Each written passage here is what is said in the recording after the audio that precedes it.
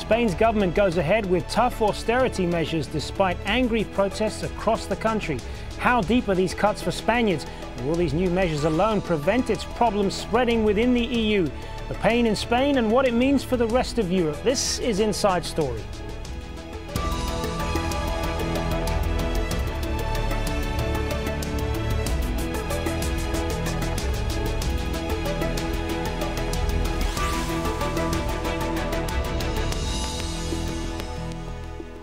Hello and welcome to the program. I'm Hazem Seeker. Well, it's said to be the toughest austerity budget in Europe ever, and it saw hundreds of thousands of people take to the streets in Spain to protest as the government prepared to approve $36 billion in spending cuts and tax hikes. Unions also staged a general strike to push the government to overturn plans that will make it easier to fire people. But as international markets worry about Spain's debt, whether it's simply unmanageable, Madrid argues their plans are necessary to avoid financial ruin in a country entering its third recession in 2 years. And to give you a sense of just how deep those problems are, let's take a closer look at the figures. Analysts say Spain needs to cut $50 billion from the budget to hit targets on reducing its deficit. But the economy is slowing down. The government expects it to shrink by 1.7% this year. And unemployment is rising. The jobless rate is predicted to hit 24% this year. So are the austerity measures the answer to Spain's economic woes? Well, to help us answer this question and many others, we hope, I'm joined by our three guests from Barcelona. Edward Hugh is a macroeconomist specializing in the Spanish economy and the European debt crisis. Hugh has written reports on the Spanish debt and is widely credited with revealing that Spain is much deeper in debt than what official numbers originally reported. Also from Barcelona, David Lizoain, economist and writer for the Social Europe journal. Lizoain was also the former advisor to the ex-president of the Catalonia region. And from London, we have Vincenzo Scarpetta, a researcher at Open Europe, an independent think tank calling for EU reform. Gentlemen, good to have you all with us. Edward Hugh, if I could start with you. What is your assessment of these budget cuts and what they will deliver? Well, they are more or less predictable and more or less inevitable. As you say, austerity alone is not going to solve Spain's problems. Spain has to find a way of recovering competitiveness and getting back to growth. On the other hand, Spain needs to recover confidence among investors that it is able to handle its problems, and austerity cuts are as much to do with this as anything else. So you're saying these cuts, as painful as they are necessary? Well, no, I'm saying they're a part of the picture, but they're only a part of the picture. I mean, and Spain has a huge quantity of private, not public debt. This quantity of debt is making it impossible for the financial system to function normally and for companies to find credit to create employment to export. So the economy is more or less collapsed. In order to resolve this problem, more government spending won't work. You know, you have to resolve problems within the financial system, and probably Spain needs help from Europe to do this. But in order to get collaboration from the European partners, Spain also needs to play ball with the European Commission and other European governments, and not simply spend money which is wasted money. I'm interested to know as well, we'll talk about the lack of growth in a little bit more detail in just a moment, but I'm interested to know how you arrived at these figures for Spanish debt, because as we mentioned at the top there, you were among the first to really flag this up. Well, yes. I mean, all I drew attention to was the fact that the debt is rather bigger than the way Eurostat measure it, and that this could create a problem later on. I mean, really, I wouldn't place any special claim on the exact number which I gave of about 85%, because I would certainly agree with Keynes when he says it's better to be approximately right than precisely wrong. I mean, the number that we're being offered at the moment of just under 70% of GDP is precisely wrong. There is more debt in the system, and it's the important point is it's being accumulating quite rapidly among the regional governments, the public companies, and in the off-balance sheet concrete items like the fondo to help the financial sector, and this all needs consolidating, and Spain needs to find solutions before this debt rises beyond the 100% level, at which point the situation could become rather unsustainable.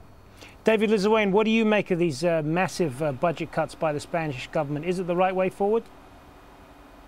I think this is a disaster. I think it's the equivalent of tying an anchor to a drowning swimmer.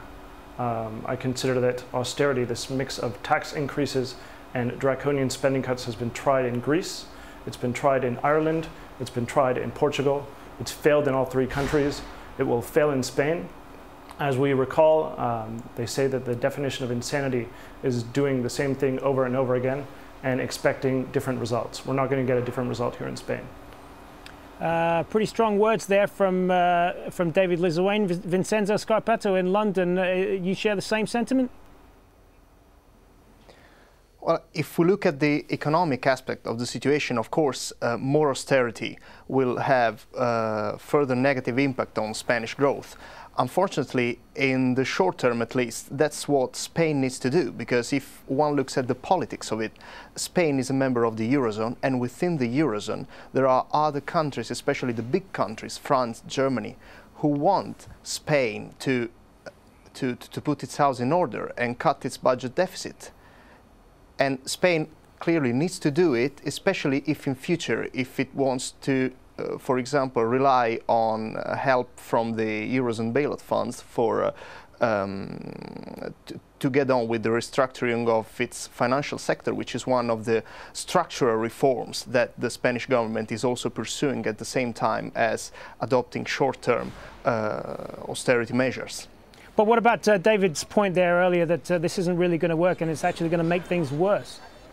Well, I can share David's point from the economic point of view, because of course Spain has not only short-term budget deficit problems, it also has long-term problems of competitiveness. But this is also related to Spain being a member of the Eurozone. All Southern European countries have lost competitiveness since they have been members of the Eurozone.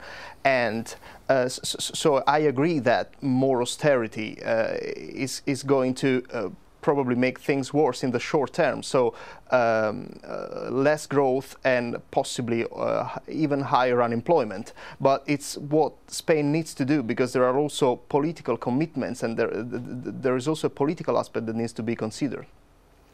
David Lizoain, if I could turn back to you on this, what is this going to mean to the average Spaniard then on the ground level? They're dealing with what is predicted to be 24% unemployment, continued spending cuts. How is this going to affect people not only in the short term but also in the long term? I would say in the short term we're going to see unemployment continue to rise. We're going to see youth unemployment, let's say, rise past the 50% threshold, which I consider to be quite scandalous. We're going to see poverty continue to rise. We're going to see the social safety net frayed. We're already seeing our hospital services deteriorate. We're seeing waiting times for necessary surgeries on the rise. Let's say this is a social disaster that's only getting worse. When we see what's happening in Greece, what's happening in Portugal, that's the future of Spain if we continue down this path. And I consider this to be a bit of a perverse experiment in how hard an entire population can be pushed in the service of an agenda which is being driven by Angela Merkel and Nicolas Sarkozy, and I think is, let's say, totally wrong. And we're seeing the error of their ways in the evidence that Europe is going to be tipping back into recession, and this is a disaster, not just for Spain, but for the citizens of the Eurozone as a whole. Edward, in the long run, pardon me? No, go ahead.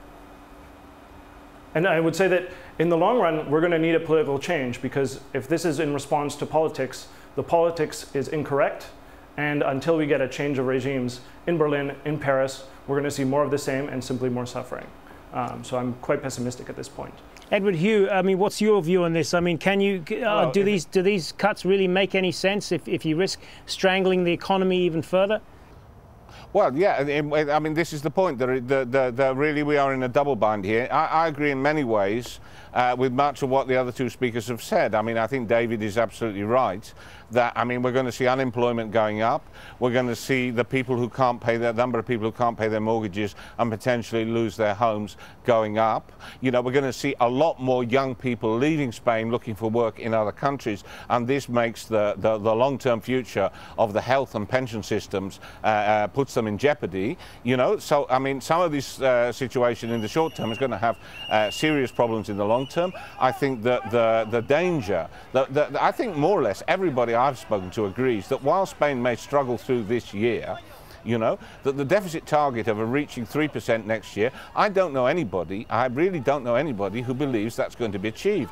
And this is a very difficult and dangerous situation. And I think that there's a real problem that Spain, in this sense, could follow Greece into a series of one set of measures after another set of measures after another set of measures that can never be complied with, and investors losing more and more confidence in the country. I mean, Spain is basically important because of its situation in the Eurozone debt crisis. I think it's very important to remember that Spain has come into the headlines just after Greece went out of them, because really markets need a story to follow, and Spain has become the story. Mario Monti has convinced investors rather more than Mariano Rajoy that he is serious about what he's doing.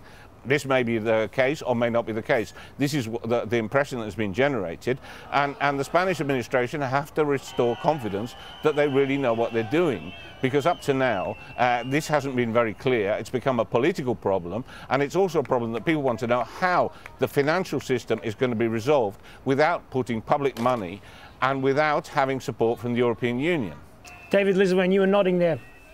Yeah, I mean, I think that Edward is right when he raises this issue of the financial sector, which is to say, I consider Spain's banks practically to be zombies at this point, who are addicted to this long-term financing from the European Central Bank, which is patching up the fact or covering over the fact that they seem to be insolvent.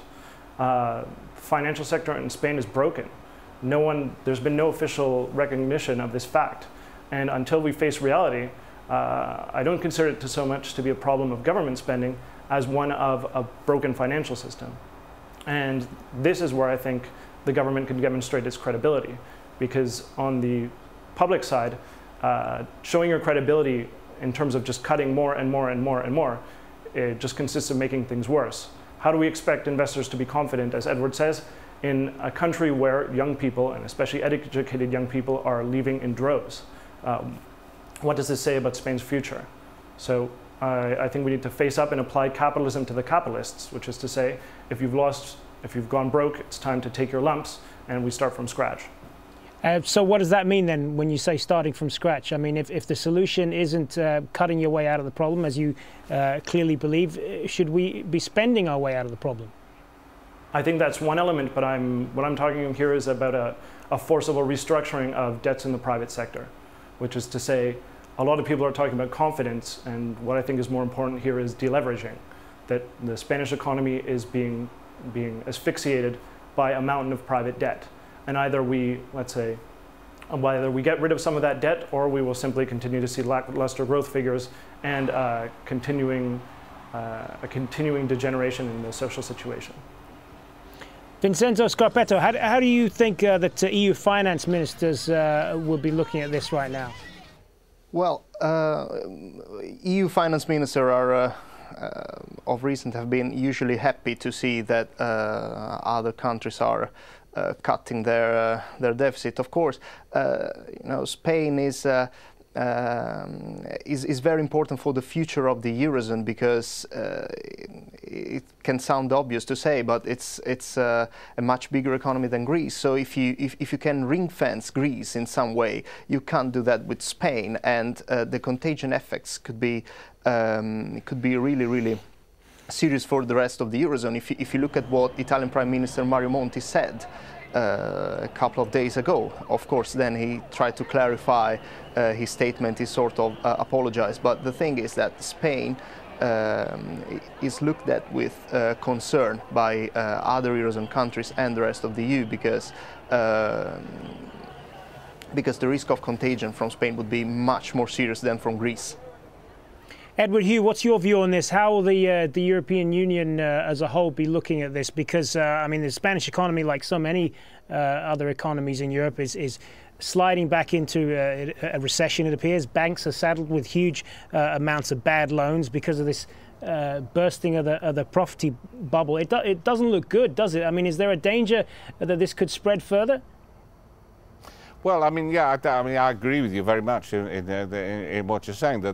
And in fact, the biggest problem is that the value of properties is falling and continues to fall, and nobody knows how far it's going to go. If we come to the European level, I think things that people are concerned. You know, I think there've been repeated rumours in the Spanish press over the last 10 days that, in fact, the European Commission is trying to press Spain to accept money from either the Stability Fund or the stability mechanism, or one of these things, to try to resolve some of the solvency problems in the financial sector, to try and help them assimilate some of the losses in property loans that they have. At the moment, the central bank is helping the banking system stay alive with liquidity, but there's a need for this to go a bit deeper, and the attempt as I keep saying, by the Spanish authorities to project the situation to a domestic public that they're not going to spend hardly a penny of public money sorting this out, just isn't seen as credible outside Spain. So I would say the situation in Brussels is one of concern, of officially saying the right thing, that they have full confidence in the Spanish administration, but of pressing all the time to try to get Spain to come more into line with common sense, really, in this situation, and accept more European intervention in the Spanish problem. I mean, it really didn't ring true either with investors or with the European partners when the Spanish Prime Minister Mariano Rajoy got up in Brussels and said he hadn't consulted with any of his European partners, but since Spain was a sovereign country, he wasn't going to comply with their original deficit agreements. This is what has sparked all the recent problem in the financial markets. And do you think that greater European intervention will come in the form of greater financial assistance in the form of what's known as the Troika? That's the European Central Bank, the European Union and the IMF. Could the three of them get involved, as they have done with other European countries? I think, as people have been saying, that they will be reluctant. I tend to think that the model that's been used in Greece and Ireland and Portugal is not appropriate for Spain. I think Spain is much too big, and Italy too, as politically, to be moved around like Spain, Portugal and Greece are. I think you know, it will be a more hybrid model where, I mean, the money is already there. This is why I keep saying partly Spain has already had an intervention from the European Central Bank. I mean, the Spanish bond spreads have been going up in recent weeks simply because the European Central Bank has gone on strike and is not buying any more Spanish government bonds because they think Spain isn't complying with its part of the contract. So, I mean, the ECB is already in quite heavily and will continue to be in, but helping the banks with their liquidity needs and helping the banks help the government sell their bonds. What the other part of the picture here is that Spain needs to borrow money from the European partners through one of these other funds, maybe 200 or 300 billion euros, let's put some numbers on this, to help clean up the whole mess. And this is a responsibility that needs to be shared by all the European partners in a certain sense, because all of us, when we ask who's responsible for this problem, well, some of the people who are responsible are the people who bought houses. Some of the people responsible are the people who sold the houses. Some of the people responsible are the people who lent the money so that they could buy the houses. Some of the people responsible are the regulators, and some of the people who are responsible are the whole European institutional structure that allowed this to happen. Vincenzo Scarpetta in London, plenty of blame to go all around here. Is that you agree with that? Well, there are many responsibilities to be clarified here. The thing is that the situation in Spain is not really looking good at the moment for many reasons, and I agree that one of the most pressing issues is the situation of Spanish banks, because the thing is that at the moment Spanish banks are possibly the only buyers of Spanish debt, but Spanish banks are also full of non-performing loans and assets from the real estate, from the property sector. So if if house prices, for example, in Spain continue to go down, then the situation for the balance sheets of Spanish banks could get worse. And if Spanish banks are no longer able to buy Spanish debt, even because, also because the ECB long-term loans are going to stop at some point in time. They're not going on forever. Then the situation for Spanish public debt and the sale of bonds will become very, very difficult, and borrowing costs could go up again. David Lizoain, how do you see this playing out then? I know that you are very much against this set of solutions right now. How do you see this going forward then? What should be the solution? Well, I think that this is a European crisis, and so it's not going to be resolved exclusively in Spain. And I would actually turn my attention back to Greece, where I would say that their politics are unsustainable, that at some point in the very near future, they will have a parliamentary majority that is directly opposed to complying with repeated rounds of austerity, which is to say that we will have a revolt in the streets, as was the case in Argentina when a similar program was attempted around the turn of the century, and the leadership of Europe, and here I'm referring to the Chancellor of Germany, the President of France, and the President of the European Central Bank, will have to reverse course drastically, because the alternative, either they change course or we're going to have a full-blown financial crisis on our hands that is going to make Lehman Brothers seem like a walk in the park. Pretty strong words there. Edward Hugh, what's your view on that? Well, yeah, I think they're good words to sum this up with. I mean, the problem is, if the situation in Spain gets out of control, you know, this is really going to be a very important problem, which will make previous problems look even small in comparison. I would also say to an audience that's out there across the world, I mean, one of the problems is, you know, that we're talking here about levels of unemployment and hardship and all the rest of it in a developed economy where people are relatively well off in comparison to the many people on this planet.